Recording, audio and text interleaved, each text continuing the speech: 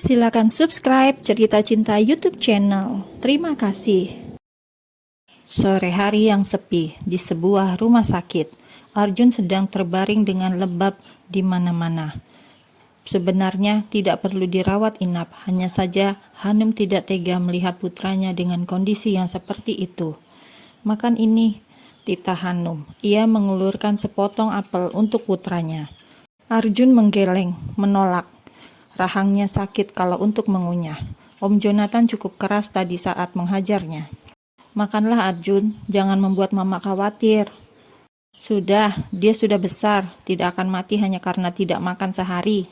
Celetuk Gadi yang masih marah pada putranya. Masalahnya, ia tidak punya muka lagi saat nanti bertemu Jonathan dan Madam Lee. Bagaimana bisa ia mendidik anaknya jadi laki-laki brengsek seperti ini? Memalukan. Selah Hanum. Hanum kemudian menyentuh kaki Arjun dan bisa merasakan anaknya meringis saat kakinya disentuh.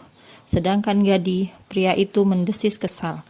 Bagaimana bisa ia gagal mendidik putranya itu? Malam harinya, Hanum tidur di rumah sakit.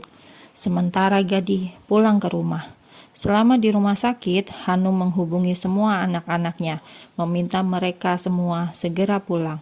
Ada yang perlu mereka bicarakan. Arjun sendiri malah banyak melamun. Barulah ketika ponselnya berdering, ia baru bersemangat. Apalagi yang menelpon adalah Olivia. Iya, halo, sapa Arjun. Sebelumnya berdehem sebelum menjawab telepon dari Olivia tersebut. Hanum yang duduk di sofa melirik. Ia mencuri dengar obrolan keduanya. Apa sedang bicara dengan Olive? Batin Hanum sambil pura-pura main smartphone miliknya. Apa sudah berobat? Tanya Olivia yang sepertinya khawatir. Andai Olivia tahu, Arjun mendapat bonus tambahan dari papanya sendiri. Sudah, jawab Arjun kaku. Keduanya tidak pernah menelpon membahas sesuatu di luar pekerjaan. Dan ini sangat aneh ketika mereka harus bicara di telepon dengan menanyakan kabar. Oh, baiklah, aku tutup teleponnya. Jangan tutup, sela Arjun dengan spontan. Keduanya pun menelan ludah di tempat berbeda. Astaga, kenapa dia kaku sekali? Bukannya mereka sudah tidur bersama? Batin Hanum yang masih menguping. Arjun lantas melirik Hanum yang ada di sofa. Ia kemudian turun dari ranjang. Mau kemana? Tanya Hanum. Keluar, Ma. Sudah, di sini saja, Mama gak dengar. Arjun langsung kembali. Ia hanya memelankan suara agar mamanya tidak dengar. Apa yang terjadi? Tanya Olivia. Bukan apa-apa. Bukan apa-apa-apanya, gerutu Hanum dalam hati. Katakan pada Olive pulang dari rumah sakit, Mama dan Papa akan ke rumah, sahut Hanum dengan suara keras, membuat Olive bisa mendengar. Arjun menatap ibu kandungnya tersebut, sebab mereka belum membicarakan hal ini lebih jauh, tapi sang mama sepertinya akan melamar Olive untuknya. Halo? Olive, kau masih di sana? Tanya Arjun. Kau dengar apa kata mama barusan? Baiklah, nanti aku hubungi lagi. Pulang dari rumah sakit, kami akan ke sana. Iya.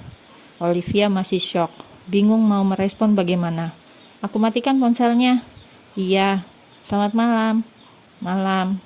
Tut.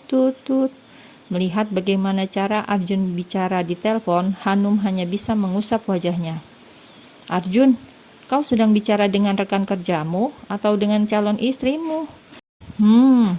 Jika kau terus-terusan begini, Mama gak jamin rumah tangga kalian akan bahagia. Ini pernikahan, bukan bisnis. Arjun hanya diam. Masalahnya, ia memang tidak ahli dalam hal asmara. Kenapa kau begitu kaku sekali? Ayahmu saja dulu begitu hangat. Celetuk Hanum lagi, dan Arjun yang canggung hanya memijit pelipisnya. Oh ya, Kavi kemana ini? Katanya OTW, tapi kok belum datang?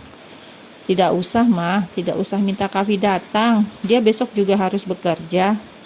Mana bisa begitu? Abangnya di rumah sakit malah tidak ada. Kemana anak itu? Sibuk pacaran, Ma, jawab Arjun dalam hati.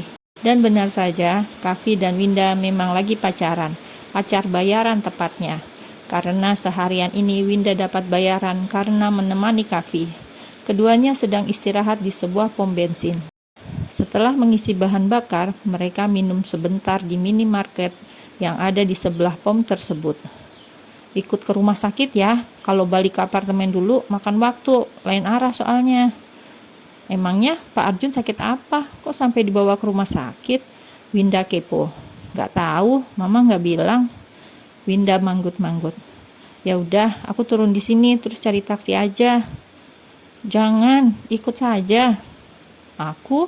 Enggak enak. Enggak apa-apa, lagian Mas Arjun taunya kamu pacar aku.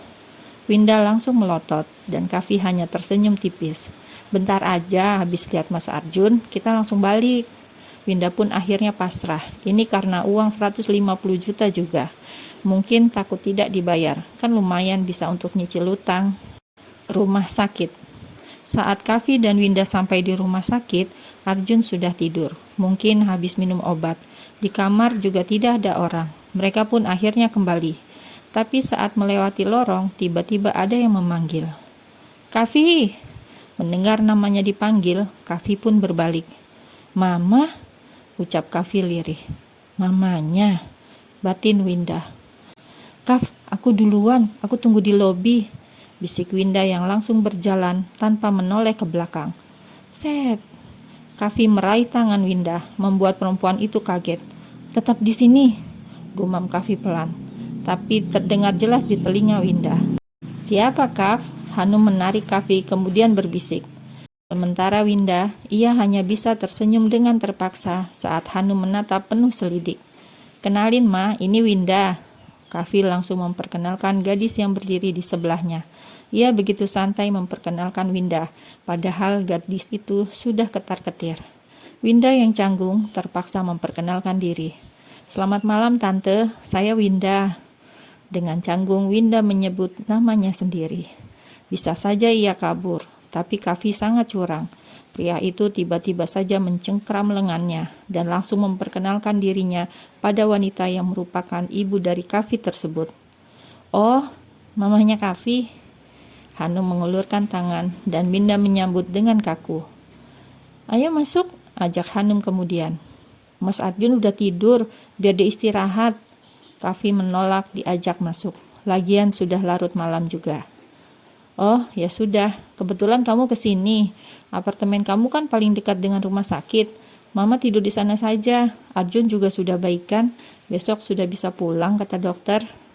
Aduh, Kavi mulai panik. Tapi Kavi bawa motor, Ma. Kavi mencari alasan agar Hanum tidak ikut ke apartemen bersamanya. Bisa bahaya, barang-barang Winda ada di kamar tamu. Kalau menginap, biasanya sang mama akan menempati kamar itu. Naik taksi saja, sekalian antar Winda. Ya kan? Namanya Winda. Winda mengangguk, ikut panik. Ya sudah, kita naik taksi, motor taruh sini aja, ayo. Hanum langsung melingkarkan lengannya pada lengan Kavi, yang gelisah menatap Winda. Keduanya saling melempar pandangan dengan ekspresi bingung. Depan rumah sakit. Ada taksi yang kebetulan parkir di depan rumah sakit. Ada lebih dari satu. Kebetulan ini adalah kesempatan Winda untuk kabur. Tante, saya pergi duluan. Tidak usah repot-repot antar saya. Terima kasih banyak sebelumnya. Winda langsung naik taksi yang ada di belakang, sedangkan Hanum akan naik ke dalam taksi yang parkir lebih depan. Hanum kaget. Winda main pergi begitu saja. Apa mungkin dia membuat Winda takut? Terlihat sekali gadis itu tidak nyaman saat di dekatnya tadi. Mau kemana kamu Winda? Ini bahkan sudah malam. Kavi kembali ketar-ketir. Ia langsung menghampiri taksi Winda. Tak tak tak. Ia ketuk kaca mobil taksi tersebut. Buka. Winda membukanya sedikit. Jangan khawatir, aku akan menginap di hotel terdekat. Barulah Kavi mengangguk. Nanti telepon. Winda kembali menutup kaca mobil, kemudian meminta driver untuk segera berjalan meninggalkan rumah sakit. Kemana Nona? Udah Pak, pokoknya jalan dulu. Baik. Taksi yang lain. Mama galak ya? Kok dia kelihatan takut sama Mama? Tanya Hanum saat sudah duduk berdua bersama Kavi. Anaknya memang pemalu, Ma. Oh, tapi kalian dari mana?